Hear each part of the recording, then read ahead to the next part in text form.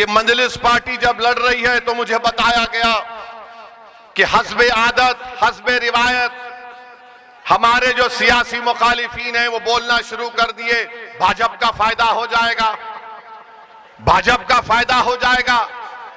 कहां से फायदा होगा मुझे बताओ। अच्छा, यहां पर एक और विधानसभा में उत्तर प्रदेश में चुनाव हो रहा है, करहल में हो रहा है। करहल में बीजेपी का उम्मीदवार कौन है? अखिलेश के भाई धर्मेंद्र का बहन वही लड़ रहा है। तुम अपने परिवार को नहीं रोक सकते और तुम आकर यहां पर मीरापुर में कह रहे हो कि मजलिस लड़ रही है तो फुलां को फायदा हो जाएगा। अरे तुम्हारे भाई का बहन भी लड़ रहा है, यानी तुम्हारे परिवार हर पार्टी में बैठकर मलाई और गुलाब जामुन खा लेंगे और हमको वोट ना दे कोई। ये कैसे होगा बताइए आप। और अहम बात मैं आपको याद दिला रहा हूं, 2012 सितंबर, ये मुजफ्फरनगर जिले में आता है। अखिलेश यादव मुख्यमंत्री थे, मुजफ्फरनगर का फसाद हुआ।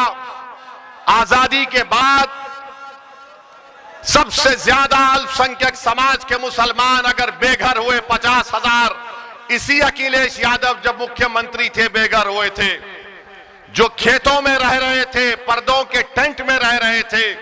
और यही अखिलेश यादव मुख्यमंत्री थे जब 50,000 लोग बेघर हो गए थे। किसी के माओं की इज्जत लूट ली गई, किसी के बहनों को कत्ल कर दिया गया। आप कैंपों में जिंदगी गुजार रहे थे और अखिलेश यादव सैफई में उत्सव मना रहे थे। मुंबई से एक्टरों को बुलाकर नाच गाना करवा रहे थे।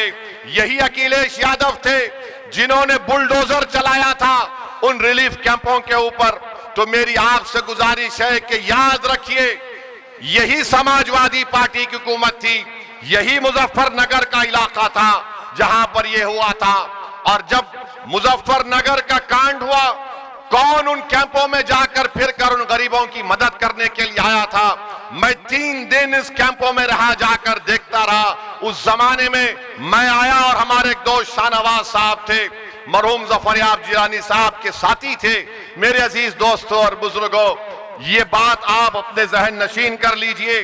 20 तारीख के दिन अपने के कोर्ट का इस्तेमाल करिए और फिर इस विधान यहां पर ककरौली गांव में हम पुलिस से भी गुजारिश करेंगे, आप देखते ही हमको चालान मार देते हैं।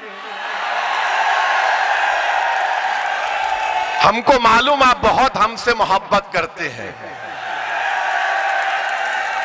मगर इतनी ज्यादा भी मोहब्बत मत करिए जो हमारी जेब खत्म हो जाए।